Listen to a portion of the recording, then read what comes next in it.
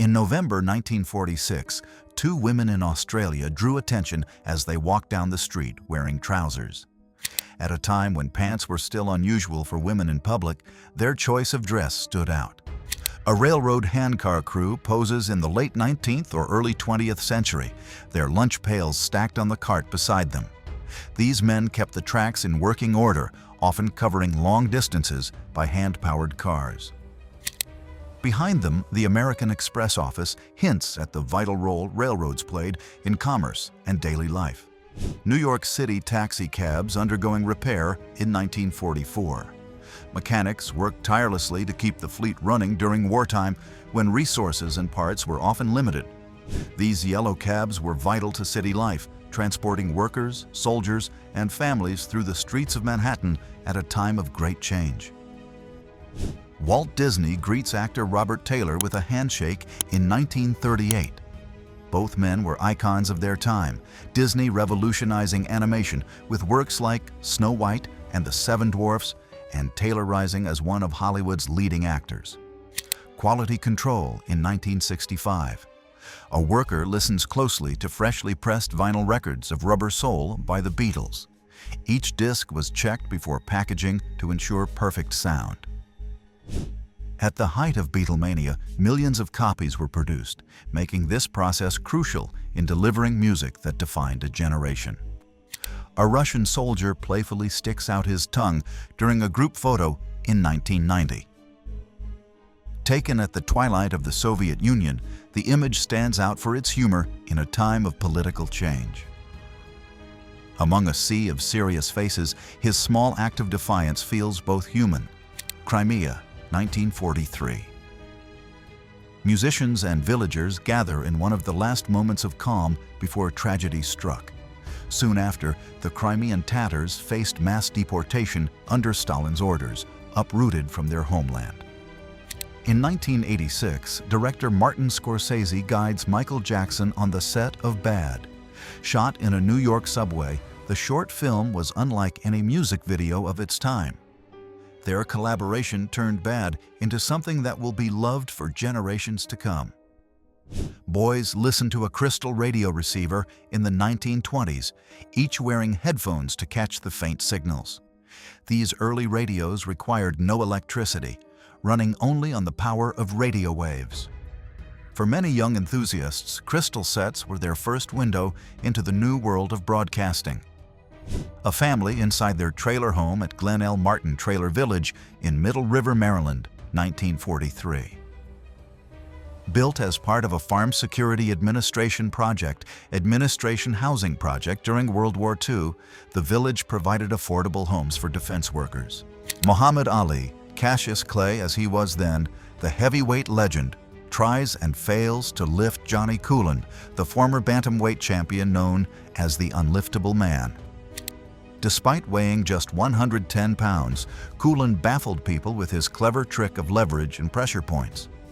In 1914, a train crosses the towering railroad overpass at the Bingham Canyon Mine in Utah, one of the largest open-pit mines in the world. The bridge carried heavy loads of ore across steep terrain, a striking symbol of early 20th century engineering that powered America's booming copper industry. In 1966, Brniff International Airlines made headlines with bold new stewardess uniforms designed by Italian fashion icon Emilio Pucci. The geometric prints reflected the colorful jet age spirit and broke away from traditional airline attire. These futuristic designs turned flight attendants into style ambassadors. Easter Sunday on Fifth Avenue, Manhattan, April 1972. Captured by photographer Barton Silverman, the scene shows New Yorkers turning the street into a runway. Bell-bottoms, wide-brim hats, and layered coats reflect the fashion of the early 70s. Notre Dame Cathedral on a snowy evening in Paris, 1953. The Gothic spire rises through the winter mist as street lamps cast a soft glow over the quiet scene. With the Café Brasserie at the corner and snow-dusted streets, the photo captures the timeless romance and stillness of Paris in winter. A 1915 GMC truck loaded with massive timber is a striking example of early 20th century durability. Built to endure rough conditions, these trucks were vital for industries like logging, where strength mattered more than speed. Over a century later, images like this remind us of the grit and engineering that powered America's workforce. The elevator at the first level of the Eiffel Tower during its construction in 1887. Designed as a marvel of engineering for its time, the lifts were essential to making the 300-meter tower accessible to visitors.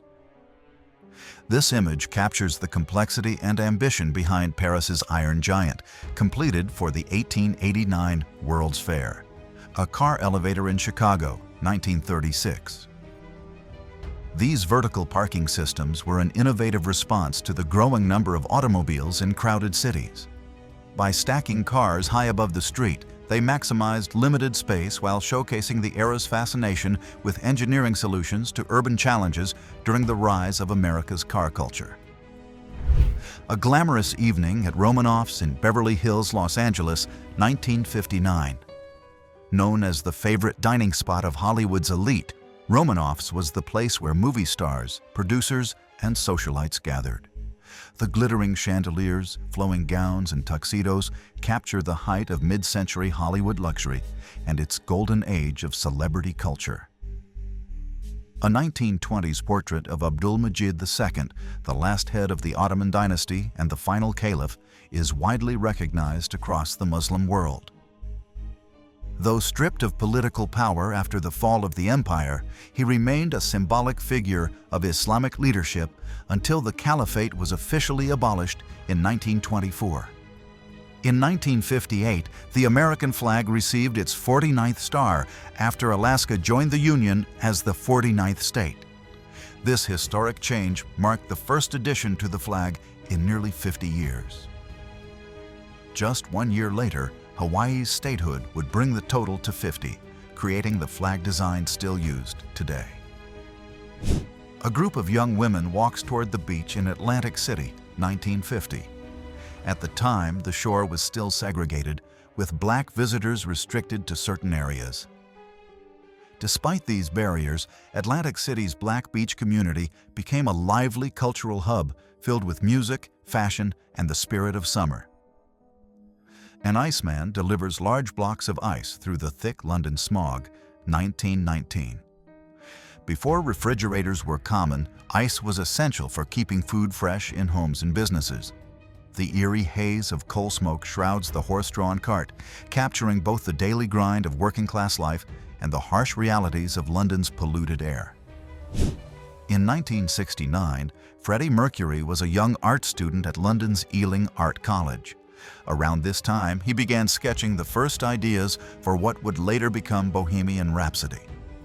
The song, which started as fragments in his student days, grew into one of the most iconic tracks in music history.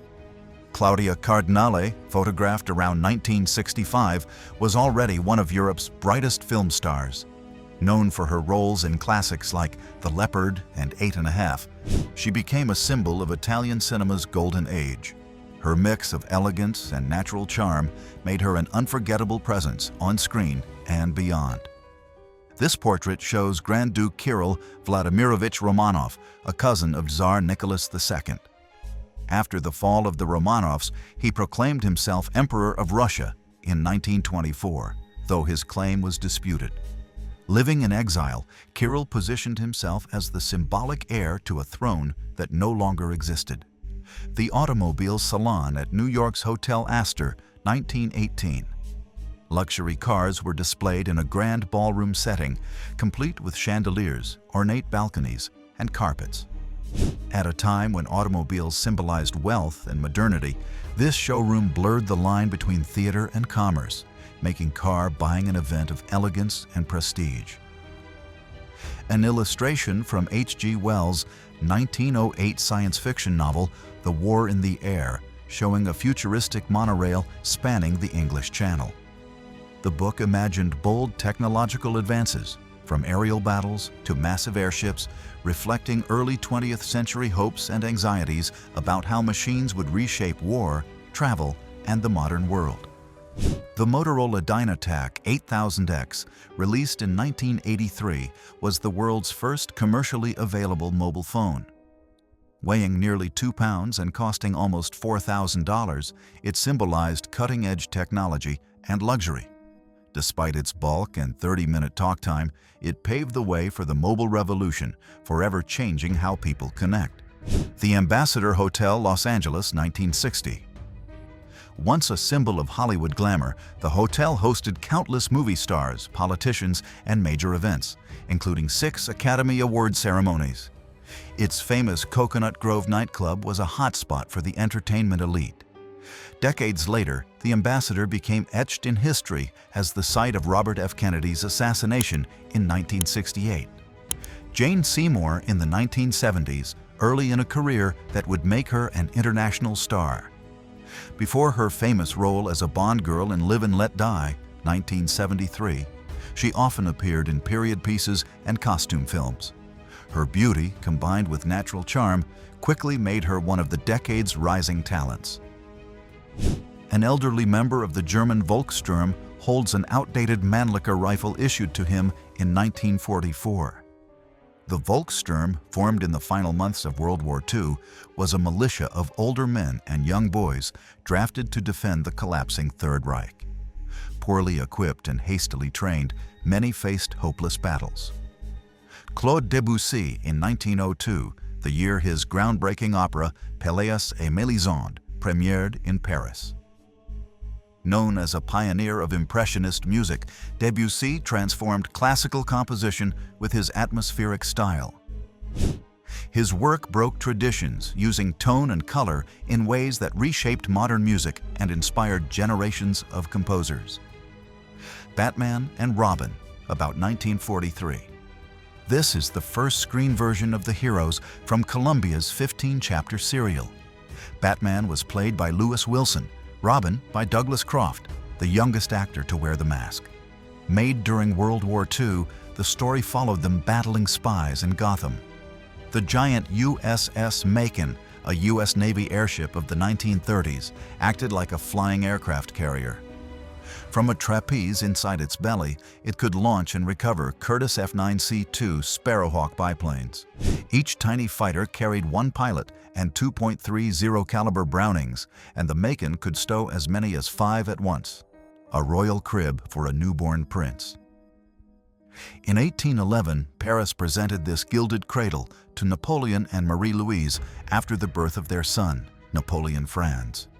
The emperor named him King of Rome, echoing the old empire.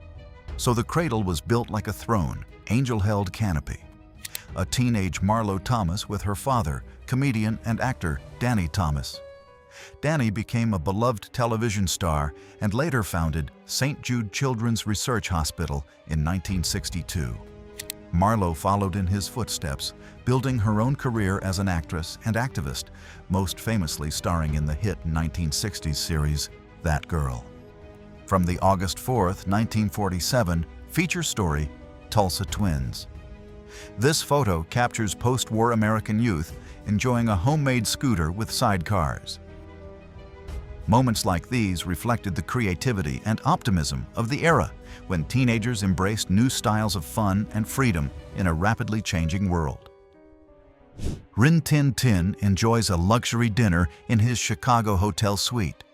The German Shepherd became a silent film star after being rescued as a puppy from a World War I battlefield by American soldier Lee Duncan.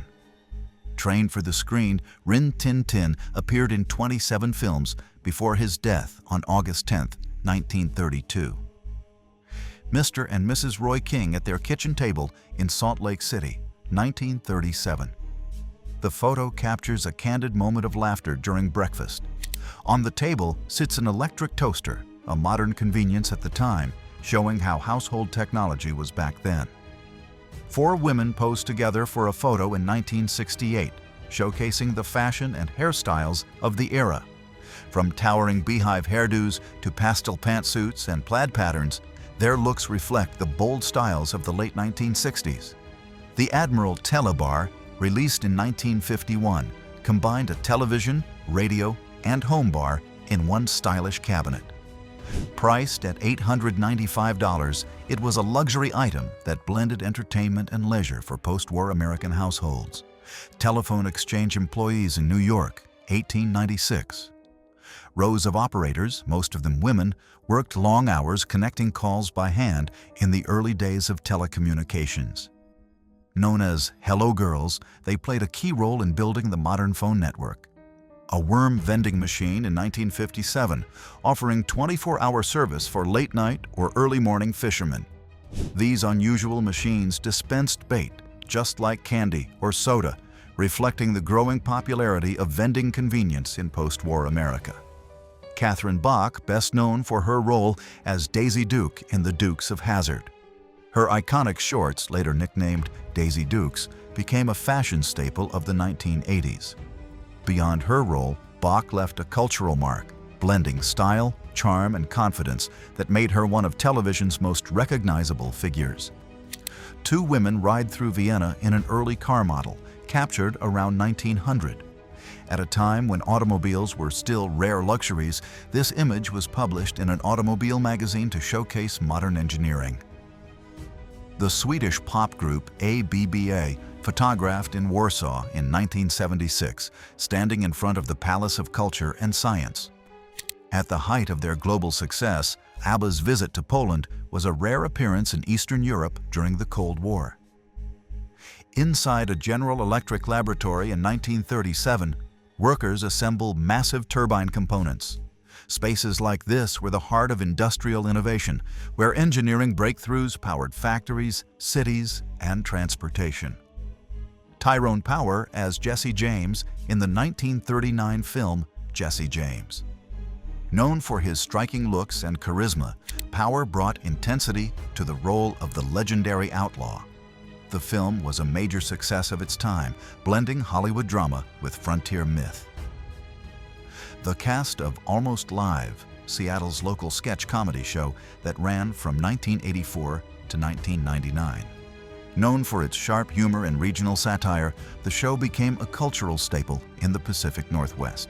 It also launched the careers of several comedians, including Bill Nye, who later became famous as the Science Guy. Teenagers push a Ford Model T to get it started in 1944. Despite its age, the car remained a favorite among young people, often crammed with a dozen friends on their way to games or gatherings. Affordable and durable, the Model T held a special place in American youth culture during the war years. Martin Luther King Jr. delivers his famous speech on August 28, 1963, during the March on Washington. Standing before more than 250,000 people, he shared his dream of equality and justice. This moment became one of the most powerful turning points of the civil rights movement. This 1902 photo shows French knife grinders at work.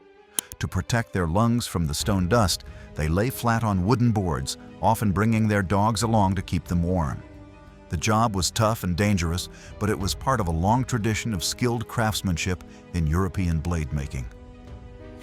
Motorcycle chariot racing at the New South Wales Police Carnival in 1936.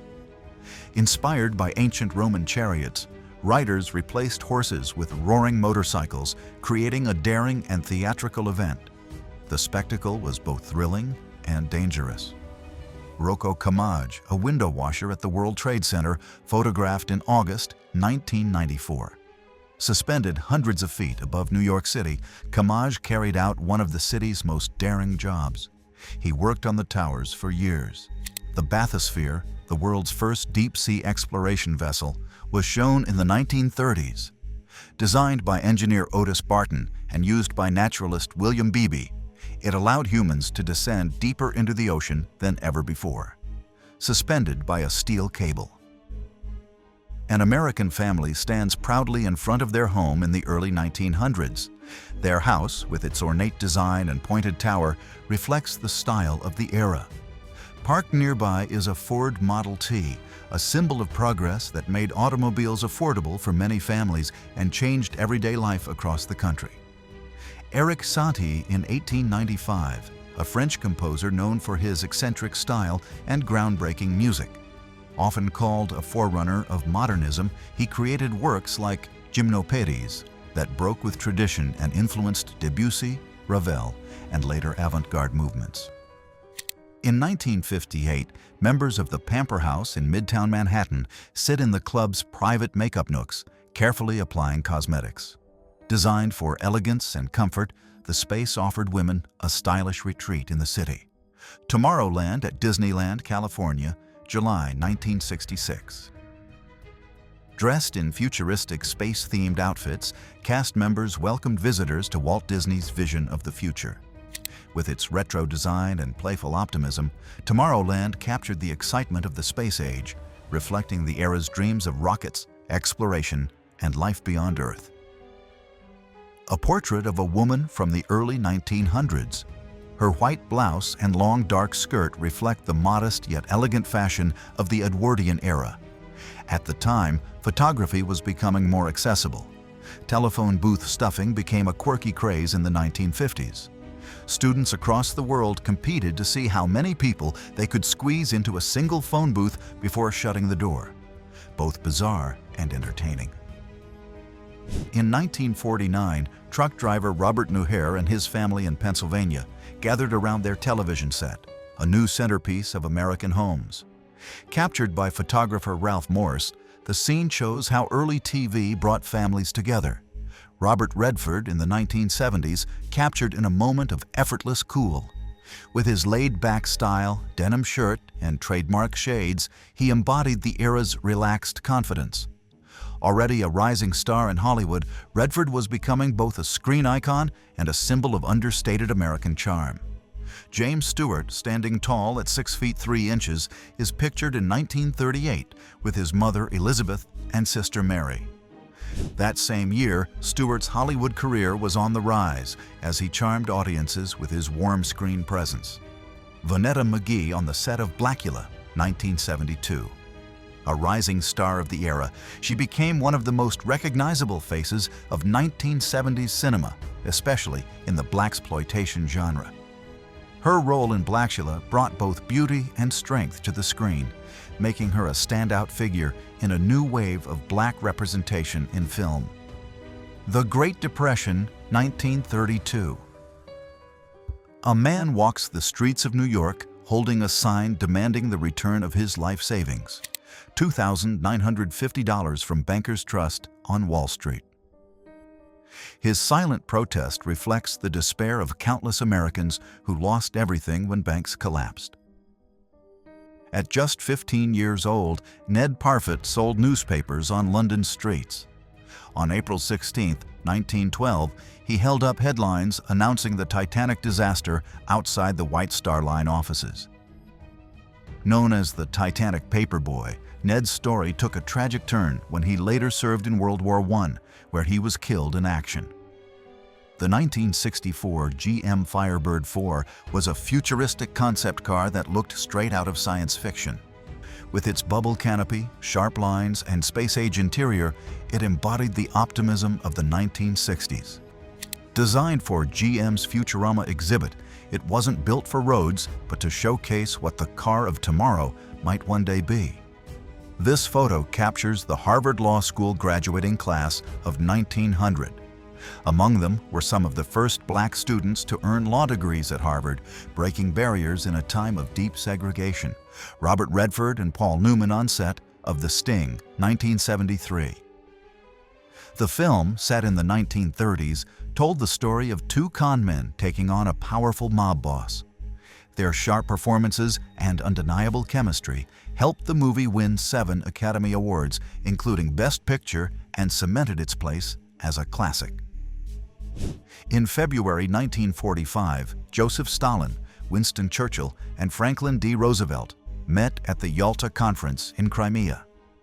The Big Three gathered to shape the post-war world, planning the final defeat of Nazi Germany and laying the foundation for the United Nations. It was one of their last meetings before the Cold War divisions began. In 1945, the RMS Queen Elizabeth arrived in New York Harbor, carrying thousands of American soldiers home from World War II.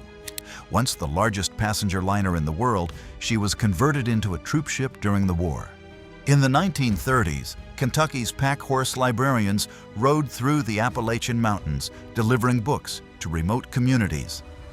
Part of the WPA program during the Great Depression, these women on horseback brought knowledge and stories to families who had little access to libraries.